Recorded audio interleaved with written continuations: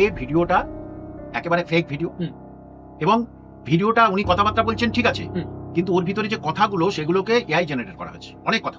এটা একবার পরিষ্কার ভয়েসটা, হ্যাঁ, তার কিছু কিছু কথা আমি বারবারই বলছি, কিছু কথা এআই জেনারেট। এবং ওর যে হাসিটা সেটা হচ্ছে কি অ্যাবনর্মাল হাসি, ওটা হাসি নয়, যেন এআই যেমন হাসি করে না, ঠিক ওই রকম ধরনের।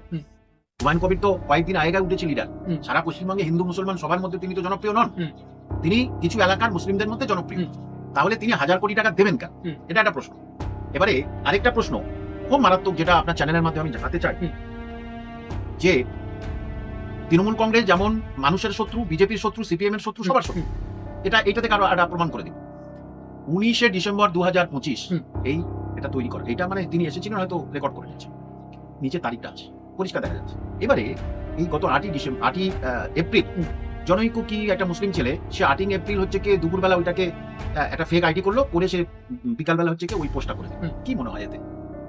এতদিন হচ্ছে কি সে আইডি করেনি, হঠাৎ আইডিটা করে সে হচ্ছে ওটা পোস্ট করে দিল। দেখবেন, দেখে নেবেন যে ওটা পোস্ট করেছে, সেটা দেখে নেবেন, সে হঠাৎ আইডি করে এটাকে করে দিল। এবার আরেকটা প্রশ্ন, এটা 4 মাস আগে কেন পোস্ট হবে? কেন 4 মাস আগে পোস্ট হবে? যে তাহলে এআই জেনারেট করে কিছু এটা কর। অলরেডি মানুষ বুঝে গেছে, প্রথম তারা ভেবেছিল এটাই, তখন যে এআই যুগে এগুলো সম্ভব। 1000 কোটি টাকা কেউ কোনদিন দেয় নাকি? 1000 কোটি টাকা দেয়? তো বুঝে গেছে। এবং এটা যে ফ্যাক্ট চেক হয়, হুমায়ুন কবির সাহেব এটাকে ফ্যাক্ট চেক করতে CFSL সেন্ট্রাল ফরেন্সিক ল্যাবরেটরিতে পাঠাবে 2-1 দিনের মধ্যে।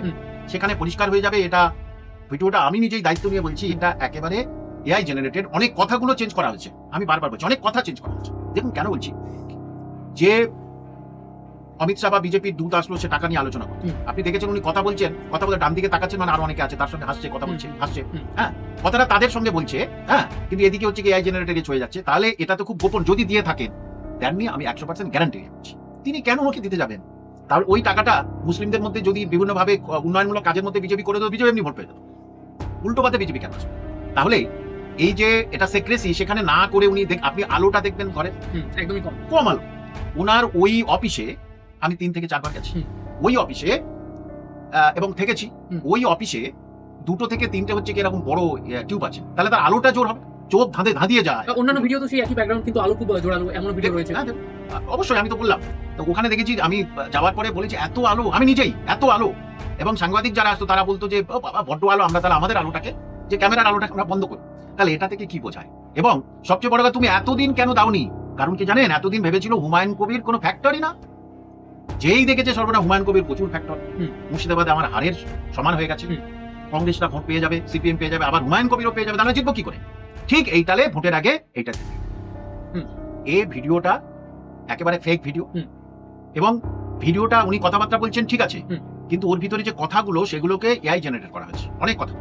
এটা একবার পরিষ্কার ভয়েসটা, হ্যাঁ, তার কিছু কথা আমি বারবারই বলছি, কিছু কথা এআই জেনারেট। এবং ওর যে হাসিটা সেটা হচ্ছে কি অ্যাবনর্মাল হাসি, ওটা হাসি নয়, যেন এআই যেমন হাসি করে না, ঠিক ওই রকম ধরনের।